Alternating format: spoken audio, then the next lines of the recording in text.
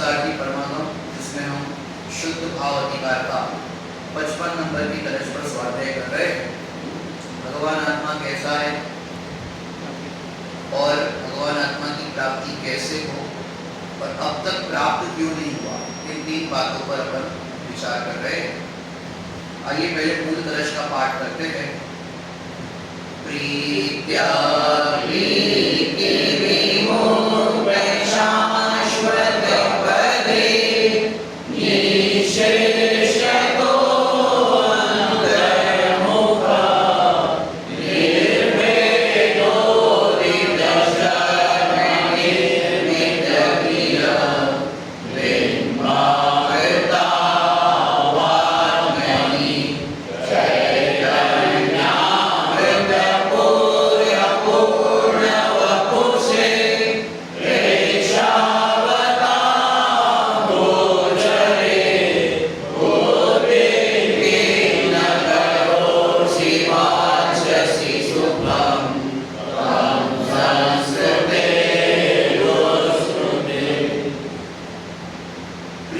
अप्रीति रहित है भगवान आत्मा, शाश्वत पद है, विशेष तो अंतर्मुख अर्थात सर्वथा अंतर्मुख है, प्रकट रूप से प्रकाशमान है, ऐसे सुख का बना हुआ है।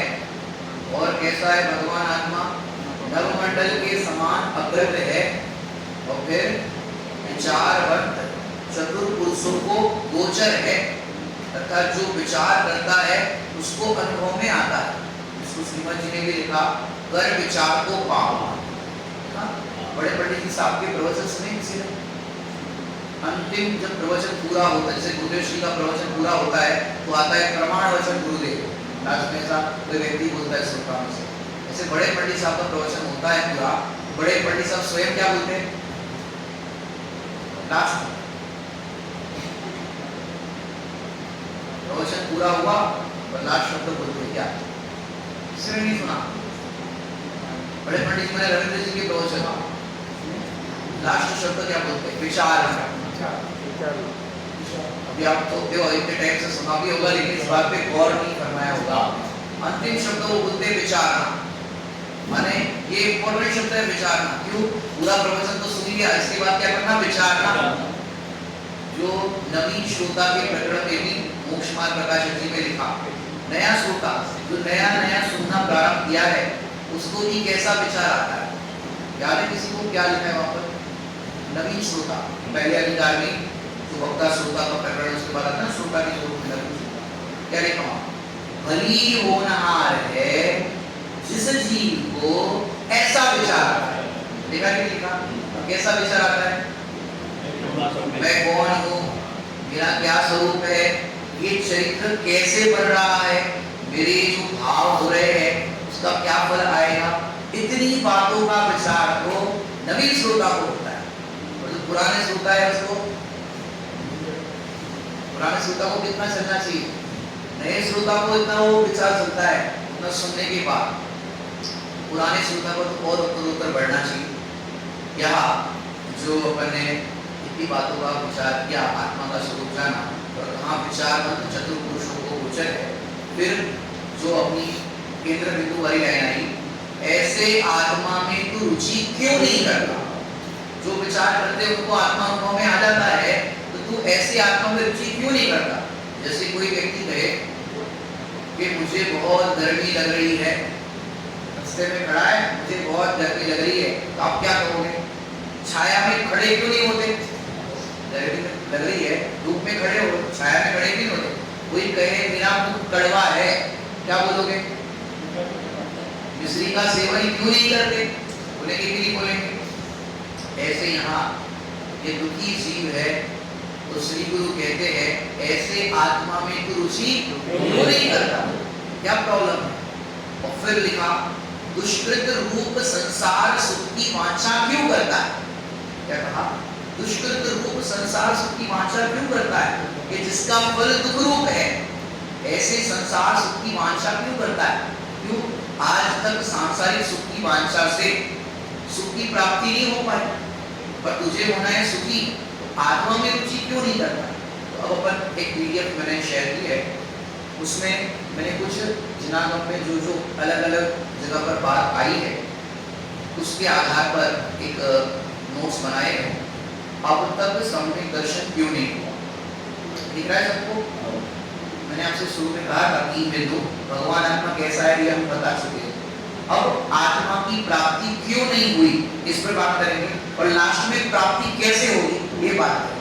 समझ में आई बात? क्योंकि हम पहले ही बता दें कि आत्मा की प्राप्ति कैसे होगी, तो क्यों नहीं हुई इसका प्रश्न ही नहीं आएगा। लेकिन अब तक क्यों नहीं हुई ये भी जानना जरूरी है, कहाँ मिस्टेक रह गए। तो देखिए, पहला मैंने चरणानुयोग के परिपेक्ष में यहाँ पर रेफरेंस दिया है। चरणानुयोग से कहे तो अब तक क्यों प्राप्त नहीं हुई, रत्नकरण शावकाचार पेज नंबर 303। देखो कारण बता रहे थे, अन्याय, अनीति तथा अभक्ष भक्षण का फल। अभक्ष भक्षण करने वाले के व अन्याय के विषय तथा धन भोगने वाले के परिणाम इतने मलिन होते हैं कि करोड़ों बार धर्म का उपदेश व समस्त सिद्धांत शास्त्रों की शिक्षा बहुत वर्षों से सुनते रहने पर भी वह कभी हृदय में प्रवेश नहीं करती। प्रत्यक्ष देखते तो हाईलाइट किया है, जिनको 50 वर्ष शास्त्र सुनते हुए हो गए किंतु जिन्हें धर्म के स्वरूप का ज्ञान ही नहीं हुआ, वह सब अन्याय का धन तथा अभक्ष भक्षण का फल है। समझ में आ रहा है कि नहीं आ रहा है? ये चरणानुयोग परिपेक्ष से बात की। क्यों? आपने कहावत सुनी होगी, जैसा खावे अन्न जैसा पीवे पानी। सुनते आए, सबको मालूम भी है। लेकिन यहाँ क्या कह रहे हैं कि 50-50 साल हो गए लेकिन फिर भी धर्म की प्राप्ति नहीं हुई।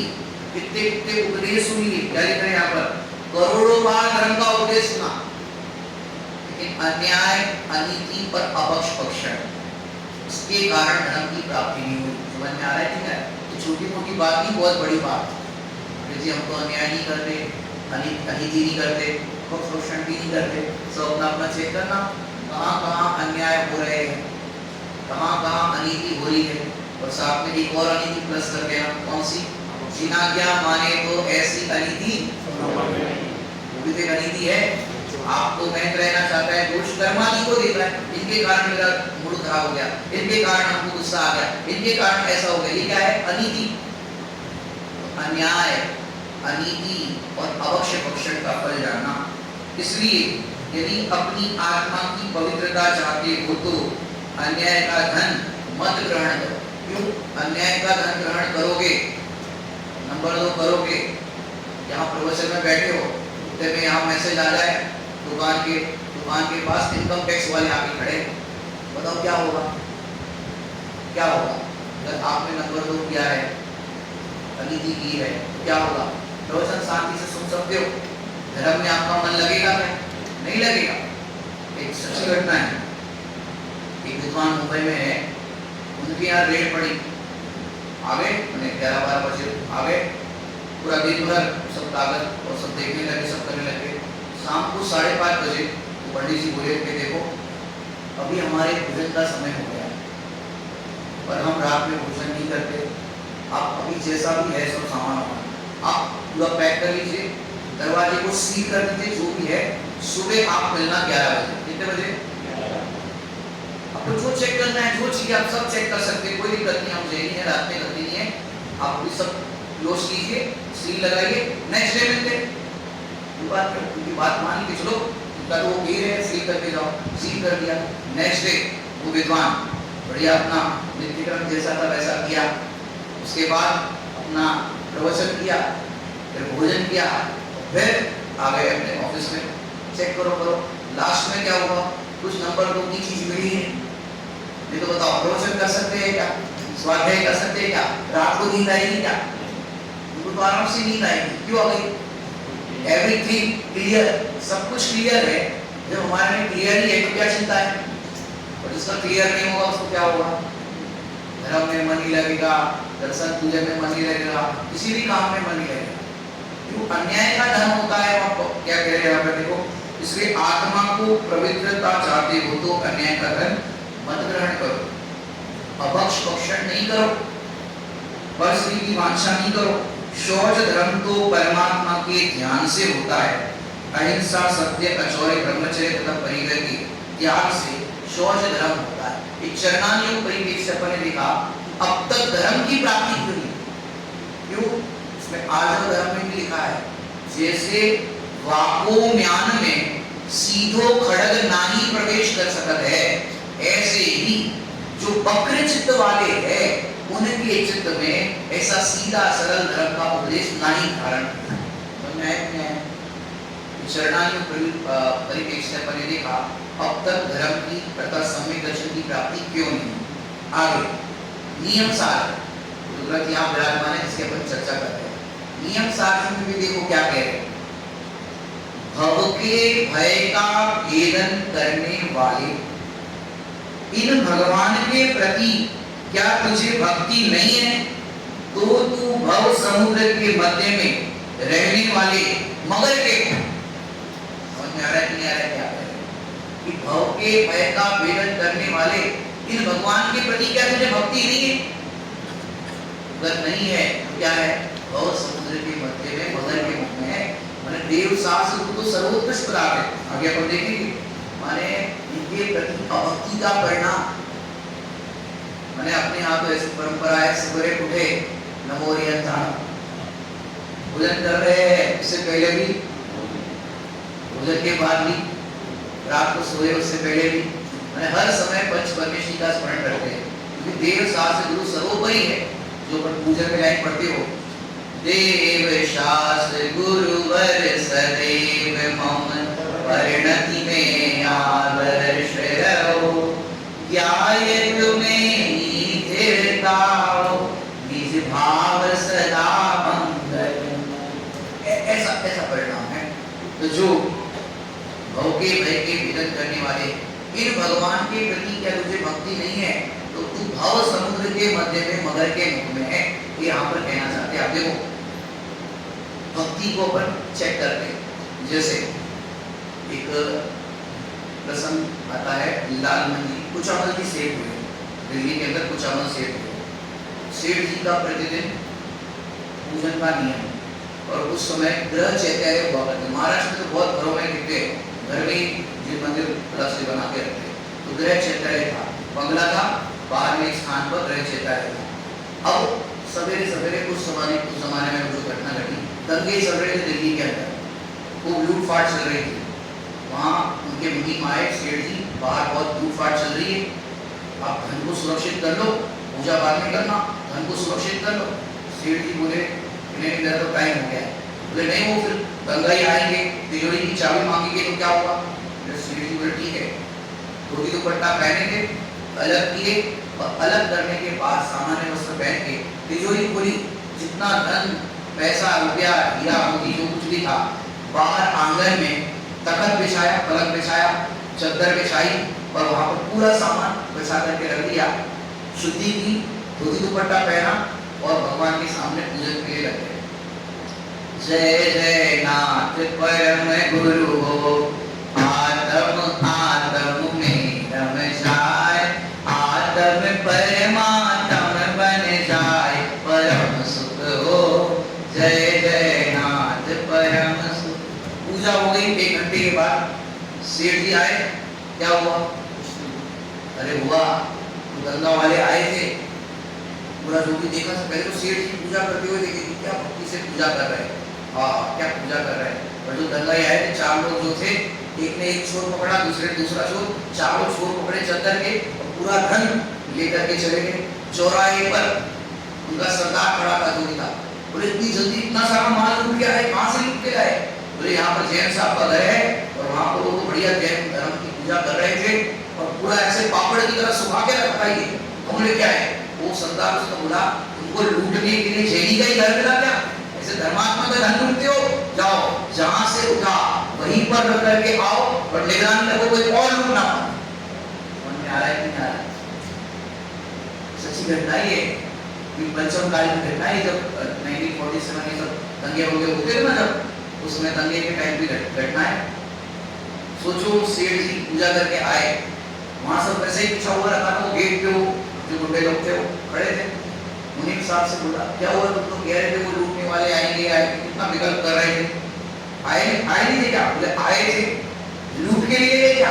बोले लूट के भी लेके गए थे। वापस रख के गए। बोले ऐसे धर्मात्मा का धर्म में नहीं चाहिए। समझ में आ रहा है कि नहीं आ रहा है? भगवंतों के प्रति भक्ति का परिणाम देखो। अगर लुटना है तो तुम्हारे सामने भी लुट जाएगा, और नहीं लुटना है तो तुम पूजा कर रहे हो समय भी नहीं लुटेगा। यदि तुझे भक्ति नहीं है तो तू भव समुद्र के मध्य में मगर के मुंह। एक तरफ 10वें मंजिल पर खड़े हुआ। पहले मैं 2000 के नोट का दृष्टांत देता था, तो 2000 के नोट बंद हो गए। 500 का ही नोट है सबसे बड़ा नोट। तो अब 2000 की गड्डी माने 2 लाख रुपए समझो, वो रखी है आपके 10वें मंजिल के ऊपर।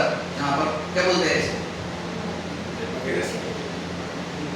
टेरेस नहीं, टेरेस को मुंडे जो भी बोलते हैं, तो मुंडे उसके ऊपर 2000 की गड्डी है एक तरफ, 500 की करो क्या करें, और एक तरफ समय सारणी रखा है, और झोंका आए दोनों एक साथ गिर रहे हैं, किसको बचाओगे? और नीचे सुनो, नीचे मार्केट एरिया है, खूब लोगों की भीड़ का एरिया है, आवाजाही चल रही है, बोलो दोनों गिर रहे हैं, किसको बचाओ?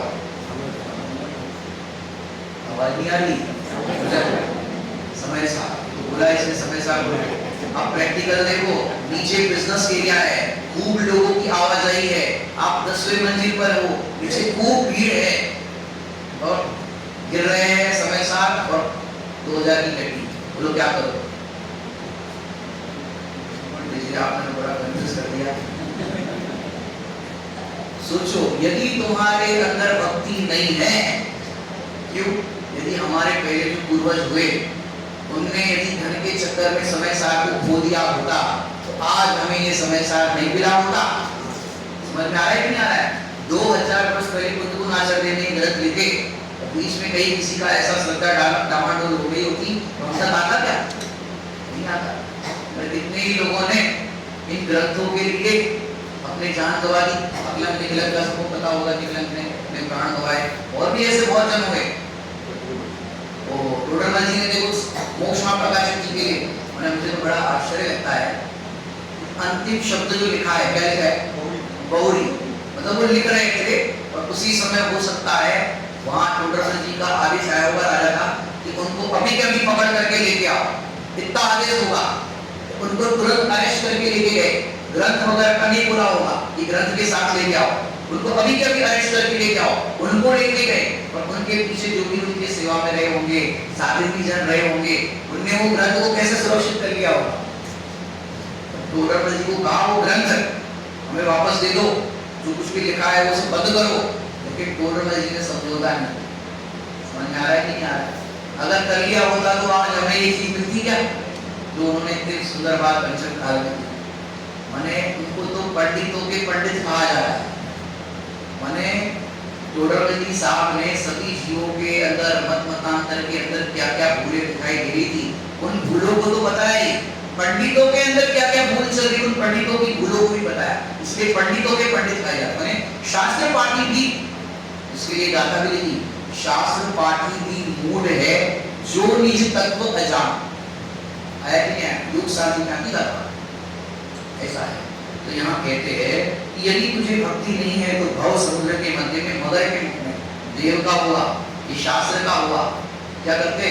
2000 की गड्डी समय सार, ऐसी बात है। मैंने कभी कभी ऐसी स्थिति बन जाती है, किसको चुना जाए? महिपाल के सामने हुआ था कि नहीं हुआ था? धर्म को चुनो या राजपाट को चुनो? उनके चित्त में जिन धर्म के प्रति भक्ति थी उन्हें किसको चुना? धर्म को चुना। बाकी आपने फल तो देख ही लिया हो। अब गुरु के अंदर भक्ति की बात करता हूँ। क्या देखो यहाँ तो लिखा है इन भगवंतों के प्रति तुझे भक्ति नहीं है, लिखा है भगवान, लेकिन अपने को सब लगाना है। समझ में आ रहा है नहीं आ रहा है? जैसे आपने देखा होगा समय सारणी में बहुत से स्थानों में लिखा है 16 गाथा बनाना। पढ़ा ही नहीं पढ़ा समय सारणी? समय सारणी नहीं पढ़ा लोगों ने? पढ़ा है? उसमें लिखा है 16 गाथा बना लेना, और आपने पढ़ा भी हो तो मेरा आपसे कहना है फिर से एक बार समय सारणी को पढ़ो, अपना बात बोर्ड लगाइए संपद का, वो एग्जाम की दृष्टि से क्या पढ़ोगे तो अपना गहराई से स्वाध्याय हो जाएगा।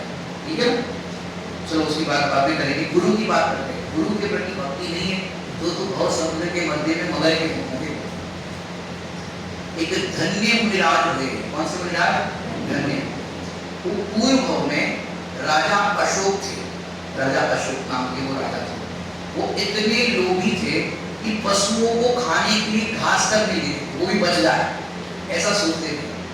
और प्रजाजन पे नाना प्रकार के टैक्स लगाते थे। अभी लग रहे हैं आप सबके टैक्स, वो टैक्स लगाते थे। वहां पर राजा को एक दिन पशुओं को खाने के लिए घास नहीं देते ना, ऐसे अंतराय के परिणाम उनके होते थे, तो उनके मुंह में फुंसियां पड़ गई। क्या बोलता है सर, ऐसा हो गया कि वो कुछ भी खाए तो भी खा नहीं पाए, इतना उनको पेट होता था। पानी पिए तो भी कष्ट हो, ऐसा हो गया था। राजवैद्य को बुलवाया, औषधि तैयार करनी थी। वो बोले भैया देखो, पहले इतने पाप कमाए, अब मैं अपक्ष औषधि नहीं लूंगा, प्रासुत शुद्ध औषधि होगी तो ही लूंगा। ठीक है, राजवैद्य ने प्रासुत औषधि एक गिलास तैयार किया। बोले इसका सेवन करोगे आधे घंटे में रोग ठीक हो जाएगा। ठीक है, तैयार हो गई औषधि, राजा के लिए बनाई गई। उसी समय उनके महल में दिगंबर मुनिराज का पड़गामन हुआ और एक सेवक ने आके कहा, महाराज हमारे महल में दिगंबर मुनिराज का पड़गामन हुआ है, और एक बात बताए, जैसा रोग आपको है वैसा ही रोग उनको 12 साल से। बोलो अब क्या करोगे? वो औषधि मुनिराज को आहार कर सकते हो, औषध प्राप्त कर सकते हो? आपके मुंह में दर्द थोड़ी ना है, कोई तकलीफ थोड़ी ना है। जिनके पैर फटे ना विवाही, दे क्या जाने पीर पराई। आपको तो अभी तकलीफ नहीं है तो और दे देंगे, दे देंगे। तकलीफ हो और फिर देने की बात है तो समझ में आए, समझ में आ रहा है नहीं आ रहा है? यहाँ से अपन आपको ऐसे समझ नहीं आए। हालांकि अशोक राजा ने तो औषधि दान कर लिया था, क्योंकि बोले यदि मैं इस औषधि का सेवन करूंगा, स्वस्थ हो गया, तो अपने उपयोग को 5 नदी के विषय भोगों में लगाऊंगा। और मुनिराज का जो किंचित कदाचित शरीर के ऊपर उपयोग जा रहा है, पेन होता है तो उपयोग तो जाता है विदल्पात्मक दशा में, तो जो उपयोग जा रहा है वो उपयोग भी अपने स्वभाव की ओर जाएगा। पुरुषार्थ करके केवल ज्ञान की प्राप्ति कर सकते, इसलिए उन्होंने तो औषध दान दे दिया। आप कर सकते हो क्या? तकलीफ है, पानी पीले तो भी कष्ट होता है। सोचो, यदि तुझे भक्ति नहीं है, या लगाना यही बात, भक्ति नहीं है तो बहुत समुद्र के मध्य में मगर के अपने प्रैक्टिकल विचार करो। अपन यहाँ से सब लोग पास में कोई तीर्थ क्षेत्र कौन सा है नियरेस्ट? मुक्तागिरी। अपन सब लोग एक काम करो, परसों मुक्तागिरी चलते सब लोग, और सब लोग अपना अपना घर से टिफिन लेके चलना है। ठीक है, टिफिन सबको घर से लेके चलना है। मुक्तागिरी अपन लोग चलेंगे, चलेंगे नहीं चलेंगे? चलो तैयार है? तैयार है। अब सुनो, सब अपना अपना टिफिन लेके चलेंगे, अपना घर से बना के लेके जाना है। अब हमने सोचा कौन 2-4 घंटे खराब करेगा, अपना स्वाध्याय करो बढ़िया। हमने टिक्कर बना दिए। क्या बना दिए? टिक्कर समझते हो? मोटे मोटे टिक्कर बना दिए, और सोचा हरी मिर्ची रख लो, थोड़ा सा केरी का अचार रख दो, बहुत हो गया। पेट भरना है, क्या करना है? और फिर अपन सब गए और पूजन पाठ स्वाध्याय सब अपन ने किया। फिर सब लोग बैठ गए भोजन करने के लिए साथ में, बराबर। अब सबके टिफिन में क्या निकलेगा? क्या निकलेगा? कि जो भरा होगा वही निकलेगा, बराबर। यहाँ तक तो ठीक है, लेकिन आपस में शेयर करते ना एक दूसरे को, देखो हमारा लो, हम तुम्हारा ले, इस तरह से शेयरिंग चलता है। अब आप घर से बढ़िया मनपसंद लड्डू बना करके लेके आए, बूंदी का लड्डू, समझो बूंदी का लड्डू बना करके लेके आया, एग्जाम्पल देता। अब 4 ही लड्डू है और आपके घर के 4 ही मेंबर है, और सबको वो लड्डू बहुत पसंद है। आपके घर के सारे 4 मेंबर है और वही 4 लड्डू लेके आए हो, बाकी और भी सब चीजें है, हालांकि सब्जी है, पूड़ी है, नमकीन है, सब और चीजें भी है।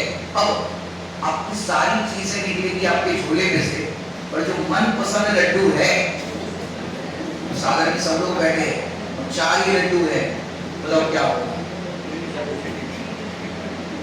निकालोगे क्या? अरे इनके 25-50 लोग हैं, इसको एक-एक बूंदी दोगे, एक-एक बूंदी का दाना, क्या करोगे? सोचो। सब हालांकि सबके साथ आप सब चीज शेयर कर रहे हैं, उस समय आप अपने परिणाम देखना। देखो, देव का बताया, शास्त्र का बताया और गुरु का बता दिया। अब साधर्मी के प्रति तुझे भक्ति नहीं है तो तू भव समुद्र के मध्य में मगर के हो। समझ में आ रहा है क्या है? साधर्मी को क्यों यहाँ पर लिया पता है आपको? 6 प्रकार के आयतन होते हैं।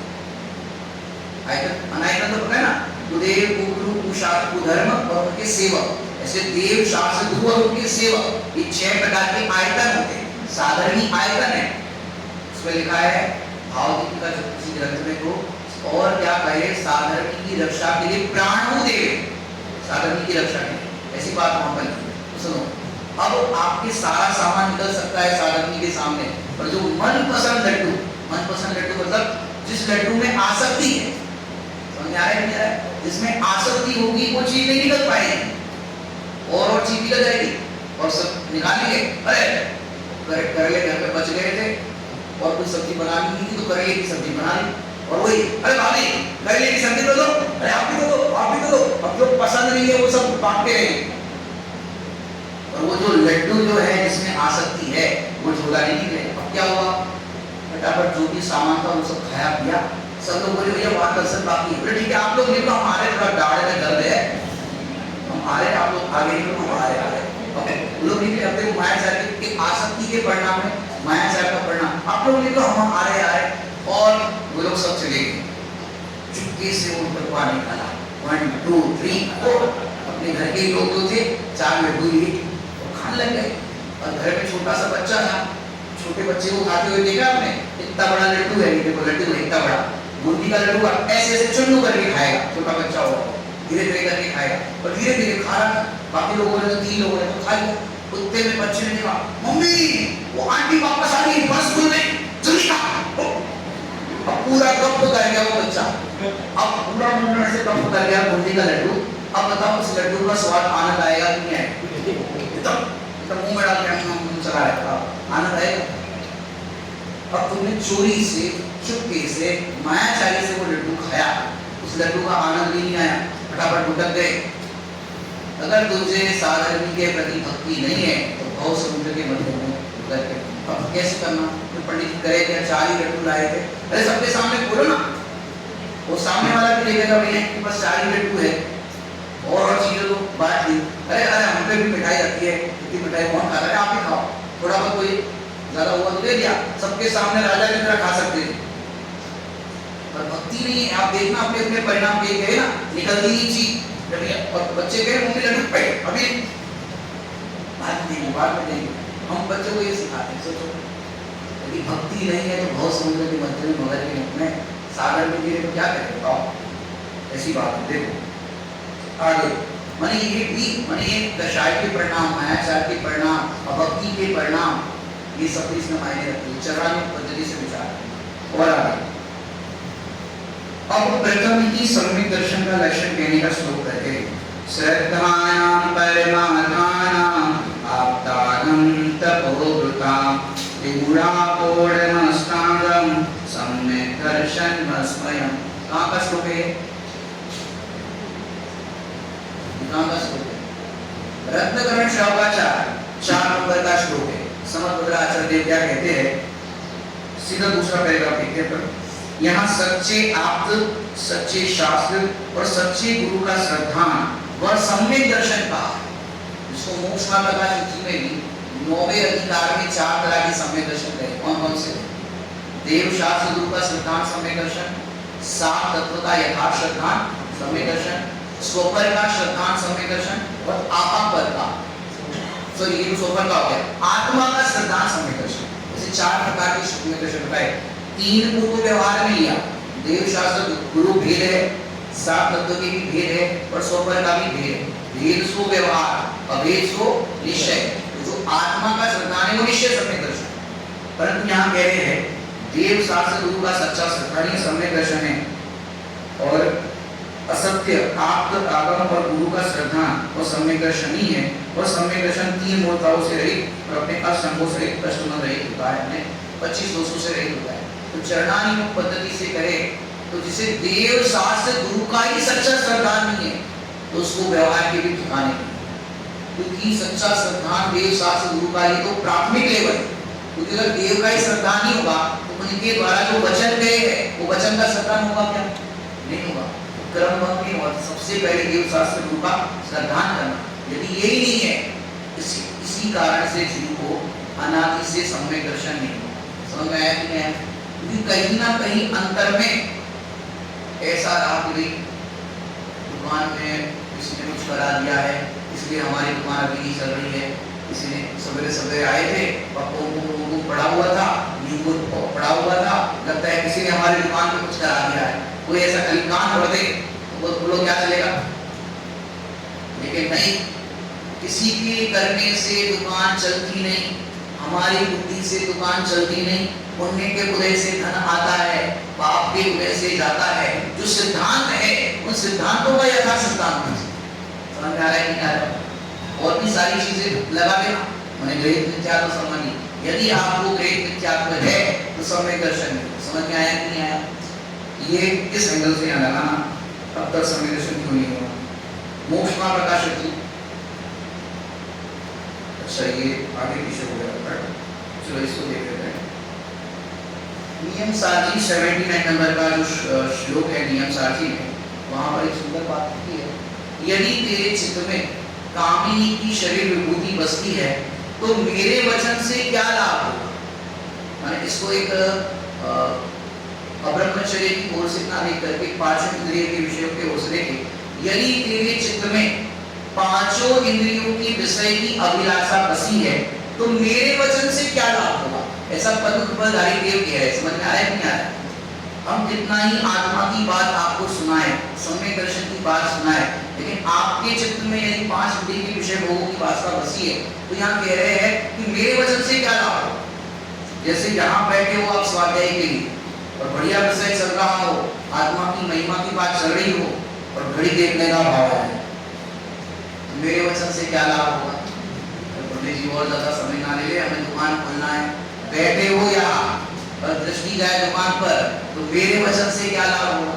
एक बार रात्रि में जलावन में कथा कर रहा था, मैंने कहा जैसे महिपाल का चरित्र वाले दिन मैंने नहीं कहा आपसे ये 10-15 मिनट और ले ले जिससे विषय पूरा हो जाएगा, तो फिर एक और लग जाएगा, फिर वो विषय एक्सपांड हो जाता है, इसलिए 10-15 मिनट ले ले थोड़ा। तो इसे बोला पंडित जी अभी मत दो, टाइम हो रहा है, ठीक है, तो 10-5 मिनट में हो जाएगा विषय में, तो शॉर्ट में कर लूंगा, उसको गाने का कम कर लूंगा। बोले नहीं पंडित जी वो अनुपमा आने वाली। मैंने बोला मैं तुम्हें अनुपम तत्व की बात सुना रहा हूँ और तुम बैठे आओ और मेरा अनुपमा आने वाली, तो सीरियल होगी सीरियल, बोले वो अनुपमा आने वाली। मैंने बोला अनुपम तत्व की बात बता रहा हूँ, तुम बैठे हो यहाँ और अनुपमा की याद आ रही, तो मेरे वचन से क्या लाभ होगा? समझ में आ रहा है नहीं आ रहा?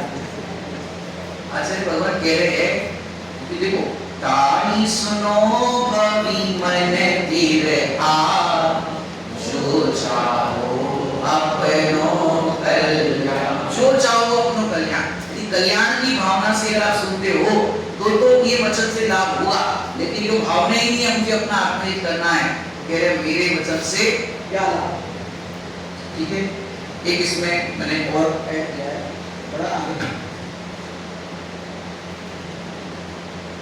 हाँ, एक और मैं इसमें एक दो चीज और एक्स्ट्रा है, एक पुरानी फाइल शेयर आपको दी थी। मोक्ष प्रकाशक जी में 192 नंबर के पेज पे लिखा है, अहो देव शास्त्र गुरु तो सर्वोत्कृष्ट पदार्थ, इनके आधार से धर्म है, इनमें शिथिलता रखने से अन्य धर्म किस प्रकार हो सकता है? इसलिए बहुत कहने से क्या, सर्वथा प्रकार से कुदेव कुगुरु को धर्म का त्यागी होने योग्य है। यहाँ पर बात नहीं, देव शास्त्र गुरु के लिए क्या उत्तम वचन लिखे, सर्वोत्कृष्ट पदार्थ है देव शास्त्र गुरु और इनके आधार से धर्म है। ये बात समझना कि देव शास्त्र गुरु की कितनी महिमा शास्त्रों में गाई गई, उनके प्रति कितने भक्ति का परिणाम है। मैंने भक्तियों के वेग में तो प्रभु जी अगना भटके के संसार में इतनी भावना भक्तियां होती है, तो इसमें शिथिलता नहीं रखना। यहाँ पर देखो एक बोल दिख रहा होगा, क्या लिखा है? ये बेंच के वचनामृत का पहला बोले सबको ज्ञान में होगा, और अपना जो विषय चल रहा है ऐसे आत्मा में तो रुचि क्यों नहीं करता। तो यहाँ क्या कह रहे, हे जीव यदि तुझे कहीं नहीं रुचता हो तो इतना ही रुक जाओ। क्या कहा? हे जीव तुझे कहीं नहीं रुचता हो तो, और यदि कहीं रुच रहा है तो फिर तू वहीं पे जा। कहीं नहीं रुचता हो तो शर्त है, कहीं नहीं रुचता हो तो अपना उपयोग पलट दे। क्या कह रहे हैं? अपना उपयोग पलट दे और आत्मा में रुचि लगा। क्या कहा? उपयोग को पलट दे और आत्मा में रुचि लगा। आत्मा में रुचे ऐसा है। क्या कह रहे हैं जी? आत्मा में रुचे ऐसा है, आत्मा में आनंद भरा है। बोलो भरा है नहीं भरा? सबको याद होगा, आनंद भयो, आनंद भयो। सुंदर के अंदर चला 16 स्वप्न देखे, आनंद भयो। आनंद क्यों भयो? ये आनंद में चर्चा सुनकर के आनंद नहीं आया, ऐसा हो नहीं सकता। क्यों? ये आनंद अपने अंदर भरा है, और ये आनंद भरा ये बता रहे हैं। कल का उदाहरण फिर से याद कर लो। माँ ने टिफिन भरा था, गरमागरम नाश्ता भरा था, उसको खबर नहीं थी, इसलिए यहाँ कह रहे हैं कि तू अपने अंदर झांक के देख, तेरे अंदर आनंद भरा है, आनंद भरा है, वहां अवश्य रुचेगा। कहाँ? यहाँ। जगत में कहीं रुचे ऐसा नहीं है। क्या कहा? जगत में कहीं रुचे ऐसा नहीं है। आप कहीं चले जाओ, घूमने के लिए जाओ, जब घूमने के लिए जाते तो एक्साइटमेंट रहता है, घूमने जाना है, घूमने जाना है, और वहां जब जाते हैं, घूम करके वापस आते हैं, घर आकर के क्या होता है? शांति मिलती है। हमारे गुजराती में ऐसा बोलते हैं, हास, एकदम रिलैक्स फील करते हैं। घर पे आए, बैठे, अब शांति हुई। क्यों ऐसा हुआ? घूमने जा रहे थे, उसमें आनंद था, इसलिए तो जा रहे थे। घूमने में आनंद था, इसलिए तो घूमने जा रहे थे, पर घर आकर के क्यों शांति हुई? घर बिना विश्राम नाही, आज यह निश्चय हुआ, मोह की चट्टान टूटी, शांति निर्झर बहरा। क्या कहा? निज घर बिना विश्राम नहीं। घूमने के लिए तो बाहर खूब घूमने गए, लेकिन फिर अंत में देखो, यात्रा शुरू होती है अपने घर से, और पूरी कहाँ होती है? अपने घर में। कहीं भी घूमने जाओ तो भैया, जब यात्रा पूरी अपने घर पे ही होना है, सुख घर पे आपको मिलना है, तो यहाँ देखो ना, समझ में आ रहा है कि नहीं आ रहा है? यहाँ देखो ना, यहाँ आनंद भरा है। ये जीव तुझे यदि कहीं नहीं रुचता हो तो अपने उपयोग को पलट दे, और आत्मा में रुचि लगा। आत्मा में रुचि ऐसा है, आत्मा में आनंद भरा है, वहाँ अवश्य रुचेगा। जगत में कहीं रुचि ऐसा नहीं है, परंतु एक आत्मा में अवश्य रुचि ऐसा है, और कहीं नहीं रुचेगा। भोजन में भी किसी को कोई चीज पसंद आएगी, कोई चीज नहीं आएगी, लेकिन आत्मा ऐसा है कि हर चीज को पसंद आए। समझ में आ रहा है क्या? आजकल एक वो चलता है, छोटे छोटे बच्चों को पढ़ाना रहता है, पोएम के माध्यम से पढ़ाते हैं। एक वो आजकल ट्रेंडिंग में चला है, टमाटर बड़ा मजेदार, ऐसे रील आती है। तो बच्चों के लिए ऐसा करा हमारे शास्त्री भाइयों ने, आत्मा बड़ा मजेदार, वाह आत्मा बड़ा मजेदार, इस तरह से उसकी पोएम बनाई। प्रभु की दिव्य ध्वनि में आया, सब संतों ने यही फरमाया। क्या फरमाया? आत्मा बड़ा मजेदार, वाह आत्मा बड़ा मजेदार। अब बच्चों की भाषा में आत्मा की बात सिखानी पड़ेगी। तो ये आत्मा बड़ा मजेदार है, आनंददायी है, अवश्य रुचि ऐसा है, तो इसलिए तो आत्मा में रुचि लगा। ये यहाँ पर प्रेरणा दी। जो अपना गलत चल रहा है ना, ऐसी आत्मा में तो रुचि क्यों नहीं लगता? यहाँ मेरे रुचि कर, आत्मा में रुचि ऐसा है, दोनों मैचिंग बात होगी। आगे अब ये बहुत अच्छा बोल है, 41 नंबर का बोले, बहुत सुंदर, मुझे बहुत अच्छा लगता है। सच्ची उत्कंठा हो तो मार्ग मिलता ही है। क्या कहा? सच्ची उत्कंठा हो तो मार्ग मिलता ही है, मार्ग ना मिले ऐसा नहीं बनता। समझ में आ रहा है कि नहीं आ रहा है? जिससे अंतर में लगन लगी कि मुझे आत्मा की प्राप्ति करना है, एनी हाउ, जिसे ऐसी लगन लगी है उसको आत्मा मिलेगा ही मिलेगा। पर कह रहे सच्ची उत्कंठा, समझ में आ रहा है कि नहीं आ रहा है? जैसे मुक्तागिरी जा रहे, तुम भी चल रहे हो क्या? ठीक है, तुम जा रहे हो क्या? हाँ हम भी जा रहे हैं, तो चलो हम भी चलते। ये क्या हो गया? वो जा रहे तो तुम जा रहे हो, उसका कैंसिल हो गया। तो एक बात देखो भैया, वे नहीं जा रहे तो हम भी नहीं जा रहे, ऐसा हो जाता है ना। यहाँ किसी के साथ की भावना नहीं है। यहाँ तो ये है, आप सबको मोक्ष में जाना है कि नहीं जाना है? किसको जाना है? सबको जाना है। सब में कोई कैंसिल कर देगा तो तुम्हारा भी फिर कैंसिल हो जाएगा। मुझे जाना है, इंडिविजुअल होता है मोक्ष मार्ग। मुझे अपना आत्महित करना है, मुझे अपना कल्याण करना है, सब में फिर नहीं होता है। हाँ देखो, तो सच्ची उत्कंठा हो तो मार्ग मिलता ही है, मार्ग ना मिले ऐसा नहीं बनता। जितना कारण दे उतना कार्य होता ही है। क्या कहा? जितना कारण दे उतना कार्य होता ही है। 5 लीटर दूध रखा था, मीठा करना है, क्या करना पड़ेगा? शक्कर डालनी पड़ेगी। हमने 1 चम्मच शक्कर डाली, मीठा क्यों नहीं हुआ? हमने बोला शक्कर डालो दूध मीठा हो जाएगा, हमने शक्कर डाली 1 चम्मच, दूध मीठा होगा क्या? क्यों नहीं होगा? जितनी शक्कर डालनी चाहिए उतनी शक्कर नहीं डाली, दूध मीठा नहीं हुआ। उसी प्रकार यहाँ अब तक आत्मा की प्राप्ति क्यों नहीं हुई, आत्मा की रुचि क्यों नहीं हुई, अब तक सम्यक दर्शन क्यों नहीं हुआ? जितना कारण देना चाहिए उतना कारण। समझ में आया कि नहीं आया? जितना वजन हम संसार शरीर भोगों के लिए देते हैं उतना वजन आत्मा को देते हैं क्या? जितना कारण देना चाहिए उतना कारण नहीं दिया, इस कारण से सम्यक दर्शन की प्राप्ति की। समझ में आया कि नहीं आया? देखो आगे, अंदर वेदन सहित भावना हो तो मार्ग ढूंढे। कितनी अच्छी बात है। वेदन सहित भावना हो, पहले अंदर में दुख लगे, दुख क्या लगे? पहले दुखी हो कि नहीं हो? है ना दुखी? हमें डॉक्टर के पास जाते हैं तो क्यों जाते हैं? रोगी फील करते हैं तो जाते हैं ना। पूजन में भी क्या बोलते हो? मैं तो अनादि से रोगी हूँ, उपचार कराने आया हूँ। भगवान के सामने बोल दिया मैं तो अनादि से रोगी हूँ, उपचार कराने आया हूँ। उपचार कराया कि नहीं कराया? रोग है, कौन सा रोग है? जन्म मरण का रोग, मिथ्यात्व का रोग, उपचार कराने आया हूँ। रोज हम पूजन में बोले लेकिन उपचार नहीं करे तो समझ में आ रहा है क्या है? रोग मरे। देखो कुछ बीमारियां ऐसी होती है, सिर दर्द हो रहा है तो क्या करते हो? तुरंत भाग के डॉक्टर के पास जाते हो क्या? क्या करते हो? कपड़ा बांध लेंगे, घर पे मेडिसिन है तो वो कर लेंगे, देसी नुस्खा अपना लेंगे, थोड़ा रेस्ट कर लेंगे, और फिर भी अगर सिर दर्द नहीं मिटे तो क्या करते हो? डॉक्टर के पास जाते। डॉक्टर भी समझता है पहले कुछ किया था क्या आपने ऊपर, हाँ ये उपाय किया था, फिर भी ठीक नहीं हुआ, दिखाने के लिए आए। लेकिन वेदन सही भावना थी, समझाया?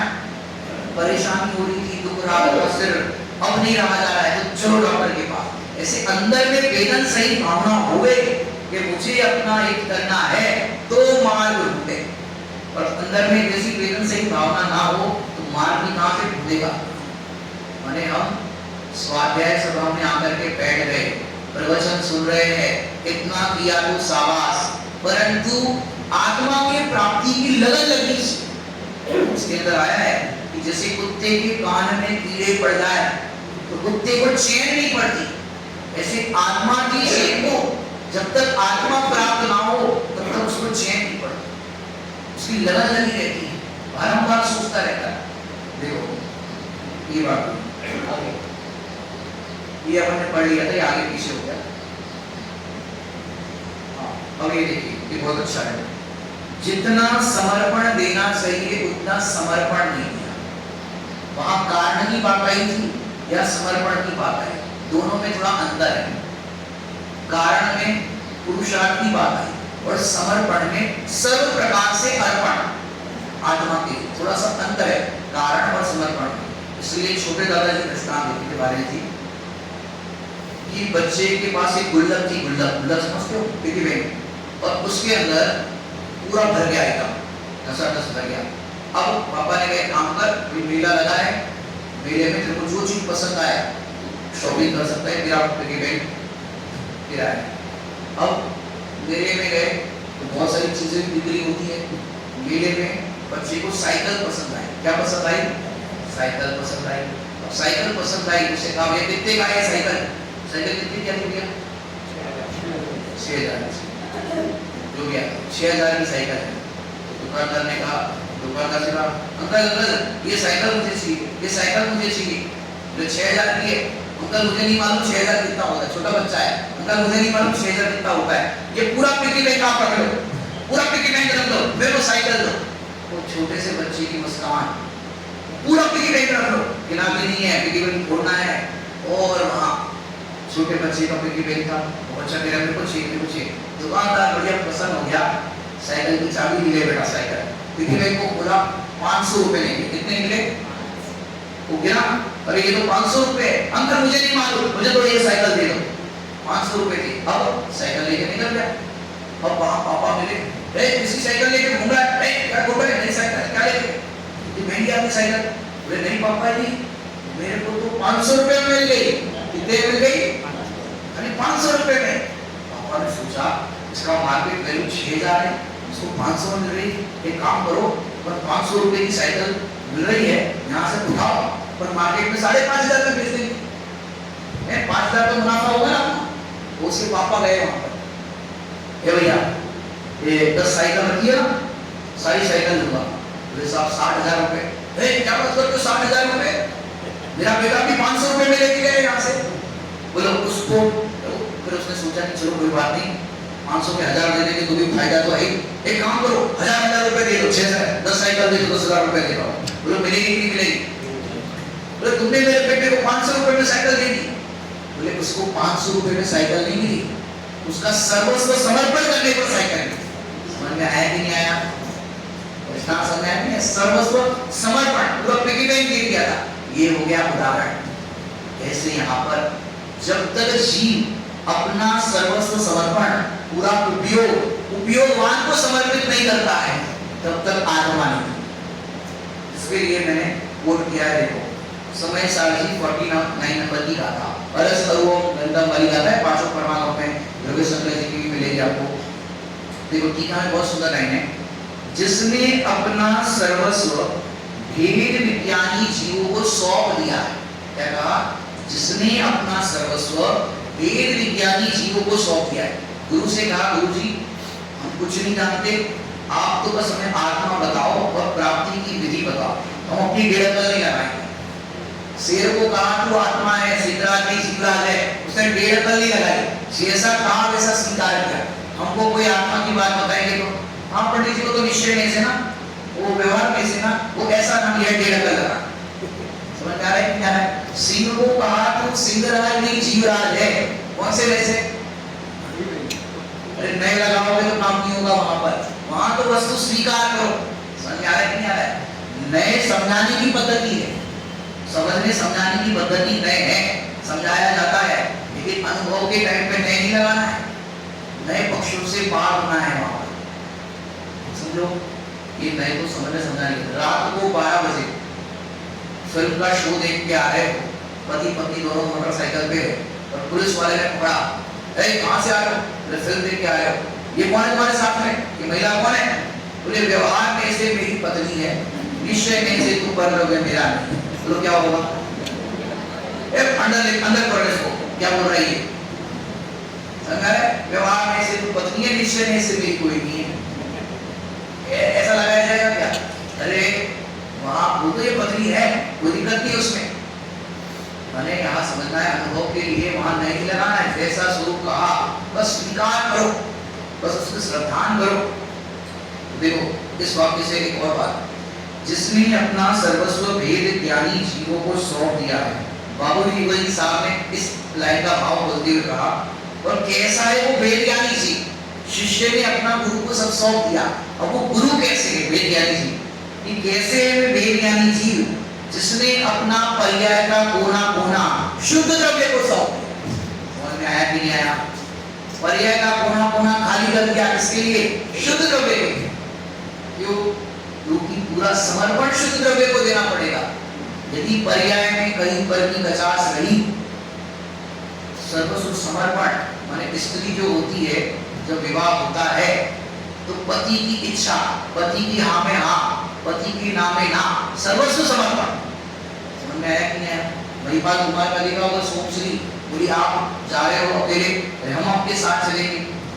देखो पुराणों में सर्वस्व समर्पण। इसलिए अब तक जीव ने अपना सर्वस्व समर्पण नहीं किया, इसलिए कार्य करना में उससे देखो तो दर्शन मोनिय का उपसम शौशम शय का काल है, इस कारण से ये कार्य नहीं हुआ।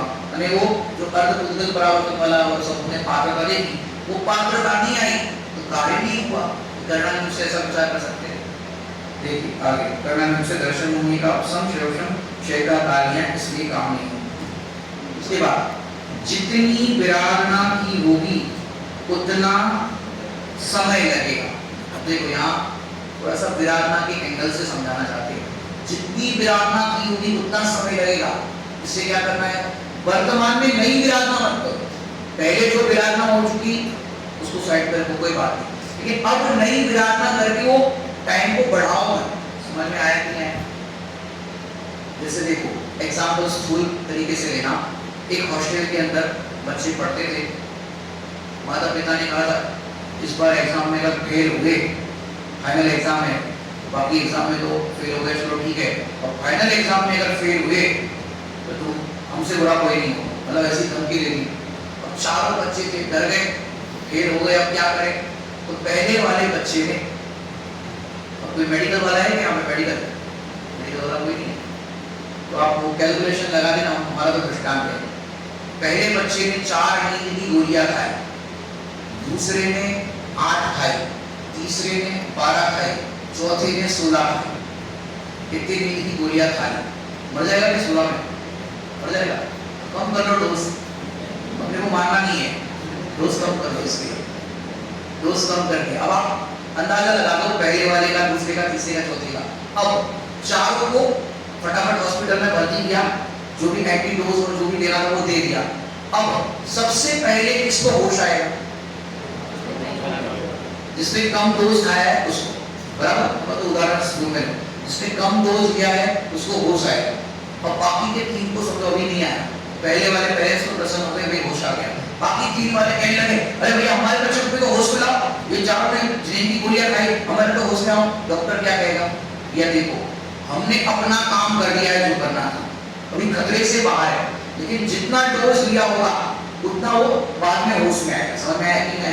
ये तो उदाहरण है। ऐसे ही हम जितनी विराधना करेंगे उतना उतना बाद में होश आएगा। समझ में आ रहा है कि नहीं आया? अब पहले विराधना हो गई, उसमें तो फेरफार नहीं कर सकते, अब नई विराधना मत करो, और वर्तमान से ही क्या करो, आराधना के मार्ग में रखो। तो फिर क्या है, विराधना बढ़ती बढ़ती बढ़ती बढ़ती जाएगी।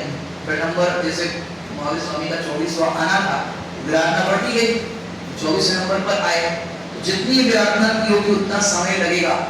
ये उदाहरण से समझ में आया कि नहीं? इस एंगल से कहा हम वर्तमान में आराधना के लिए पुरुषार्थ करेंगे, एंगल नई विराधना मत करो, पुरानी हो गई जान दो, अभी यहाँ से नई शुरुआत करो, तो इतना टाइम लगेगा, इसलिए बात बताइए आगे। हाँ, एक और चीज यहाँ पर एक्स्ट्रा है, इसमें ऐड नहीं कर पाए।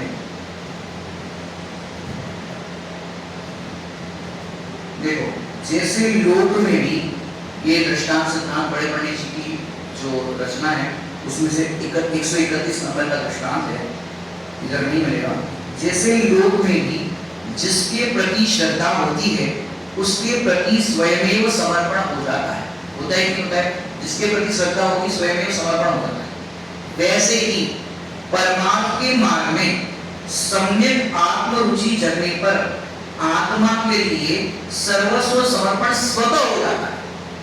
सच्ची श्रद्धा हो गई कि आत्मा के आश्रय से ही सुख प्रकट होगा, तो आत्मा के आश्रय से प्रकट हो गया, श्रद्धा हो गया।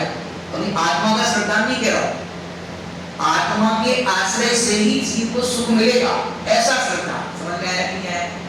एक तो आत्मा का श्रद्धा, मैंने देखो एक तो कारण परमात्मा के आश्रय का श्रद्धा और एक कारण का श्रद्धा। समझ में आया कि नहीं आया? दूध मीठा होगा तो शक्कर से होगा, बराबर। अब ये श्रद्धा हो गया, दूध मीठा होगा तो शक्कर से ही होगा, तो अन्य कारणों का निषेध हो गया कि नहीं हो गया? हो गया। अब दूध मीठा शक्कर से ही होगा, ऐसा श्रद्धा होने पर स्वतः ही शक्कर का सहारा लेते। समझ में आया कि नहीं आया? पहले हम कुछ और का सहारा लेते, और का सहारा लेते, लेकिन अब पता चला कि आत्मा के आश्रय से ही, आत्मा के श्रद्धा से ही सम्यक दर्शन होता है।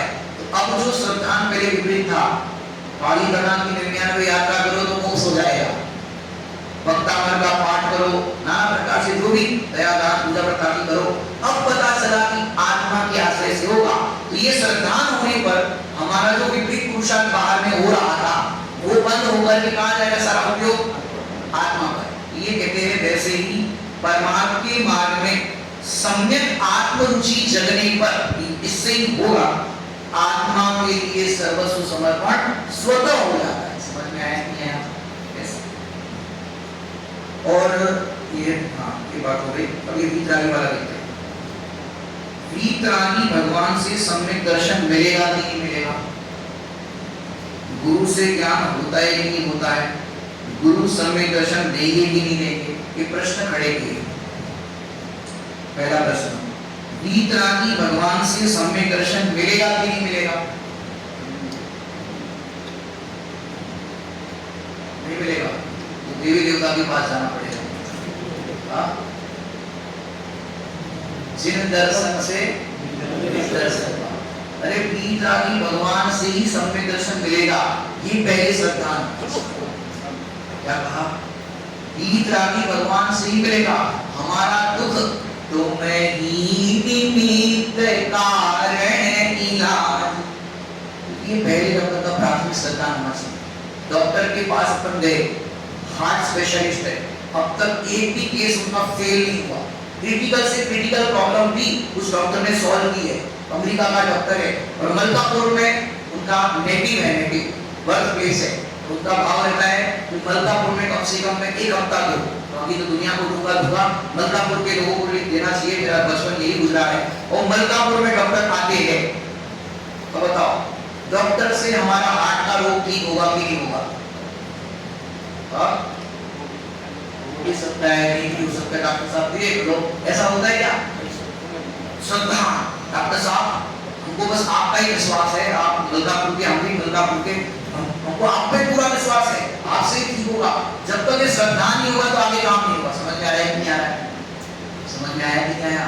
ऐसे जब तक देव शास्त्र गुरु यही सच्चे निमित्त है और कोई नहीं है, जब तक ऐसा श्रद्धा नहीं होगा तब तक कार्य नहीं होगा। एक बात। दूसरा, गुरु से ज्ञान होता है कि नहीं होता है? पहले वाले पॉइंट को थोड़ा सा और परिभाषित करता हूं मैं, और अच्छे से करता हूं।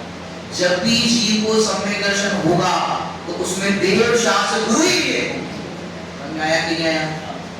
उनके ऊपर ही आरोप जाएगा कि देव शास्त्र गुरु से ही कल्याण हुआ। समझ में आ रहा है कि नहीं आ रहा है?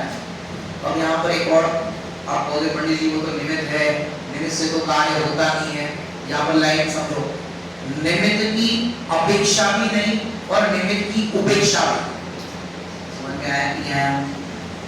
निमित्त की अपेक्षा भी नहीं और उपेक्षा भी नहीं, दोनों बातें बराबर समझना। होगा तो देव शास्त्र गुरु के श्रद्धान से ही होगा, उनके रहने से ही होगा, अन्यत्र कहीं आपके तो नहीं होगा। इसलिए यहाँ पर उनको हाईलाइट किया। समझ में आया कि नहीं आया? अन्य देवी देवता से छुड़ा करके सच्चे देव शास्त्र गुरु तक लाना है। होगा तो यही होगा, अन्यत्र नहीं होगा। इसलिए जीव कहीं भटकेगा नहीं। हमारे भगवान भले ही वीतरागी है, परंतु ऐसा कोई सा काम है जो वीतरागी भगवंतों की आराधना से ना हो। समझा रहे नहीं आया? वीतरागी भले है लेकिन हितोपदेशी भी है, बोलो है कि नहीं? हितोपदेशी होने से सर्व जीवों पर एक साथ उपकार करने में समर्थ है। बोलो समोसरण में 3 गति के जीव है, सबके साथ एक साथ उपकार कर रहे हैं कि नहीं कर रहे? दिव्य ध्वनि के माध्यम से हितोपदेशी, सब जीवों को इनका उपदेश देके वीतरागी होने पर भी। एक बहुत सुंदर पूजन है, तो नाम याद किया नहीं, शायद शांतिनाथ कुंतुनाथ करना भगवान की पूजन है, बड़े पंडित जी के आप लोग करते हैं। इसमें प्रिया बिन राग भव्य जीवों को कैसे तारा, बिन क्रोध तुमने कर्म को कैसे मारा। इस तरह का भाव आता है कि हे प्रभु आपने बिना क्रोध के कर्मों का कैसे अभाव किया और बिना राग के भव्य जीवों को कैसे तारा। विरोधाभास समझ में आ रहा है कि नहीं आ रहा है? बिना देखो, बिना राग के कैसे कोई कार्य होता है जगत के अंदर? पर प्रभु आपको किसी से राग है नहीं और भव्य जीव है वो तिर जाते हैं, ये कैसे संभव है? आपको क्रोध नहीं है, आपको द्वेष नहीं है और आपने कर्म शत्रु को हरा दिया। बहुत अच्छी पंक्ति आती है, विरोधाभास का कलर का। देखो निमित्त से कार्य होता नहीं है, पर निमित्त की महिमा भी तो है। प्रभु आपने न्याय बताया, नहीं बताया होता तो कहां से होता? ये हो गई देव की बात। आगे गुरु, गुरु से ज्ञान होता है कि नहीं होता है? गुरु से ज्ञान होता है कि नहीं होता है?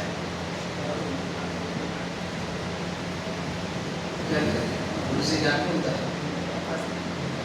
ऐसा प्रसंग बना था, मुझे गुरुदेव श्री सोनगढ़ के अंदर थे, एक रामजी भाई बापूजी करके थे एडवोकेट, तत्वासूत्र जी की भी टीका का उन्होंने किया है। रामजी भाई बापूजी बहुत बड़े वकील थे, वो कुर्सी में बैठते थे गुरुदेव के टाइम पे, उनका शरीर बहुत हैवी था, जैसे दिक्कत थी।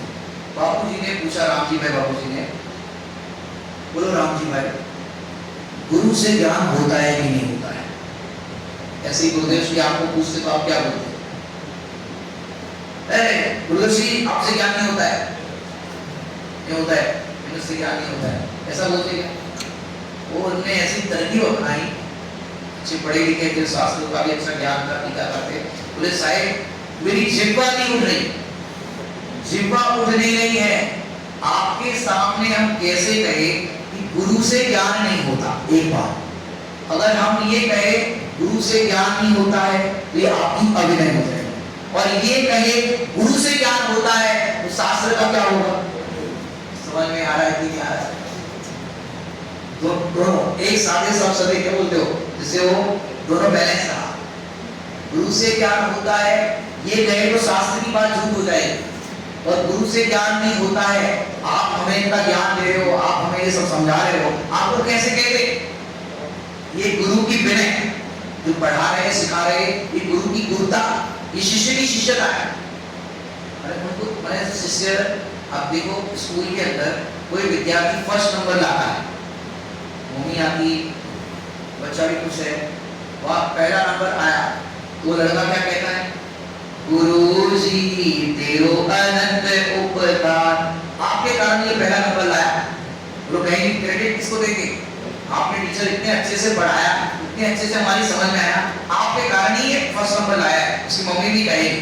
और दूसरा बच्चा है पीछे से पहला नंबर लाया, फेल हो गया, क्या करेंगे? टीचर आपके कारण फेल हो गया, ऐसा होता है? अरे तूने पढ़ाई नहीं की, वहां बात करेंगे उपादान की ओर से, तूने पुरुषार्थ नहीं किया, तू मस्ती में लगा था, तू खेल कूद में लगा, तूने पढ़ाई नहीं की, वहां उपादान से बात नहीं है। और जब कार्य सफल होता है तो निमित्त की महिमा है। समझ में आया कि नहीं आया? ऐसे यहाँ पर लेना कि गुरु से ज्ञान नहीं होता है, ये सैद्धांतिक बात, सही बात है, लेकिन शिष्य की शिष्यता बरकरार रहती है, वहां पर उसको विनय, इसमें लिया ना विनयाचार, सब में ज्ञान के उसमें विनयाचार, विनय होती है गुरु के प्रति। यदि गुरु के प्रति विनय नहीं होगी तो फिर वो ज्ञान भी प्राप्त नहीं होगा। बराबर, दोनों बातें बराबर लगाना, द्रव्यानुसारी चरणम, चरणानुसारी द्रव्य, तो ये बात। अब देखो एक और बात इसमें बताने का भाव है, थोड़ी तो आगे बात है, कल बात करेंगे। नीचे नीचे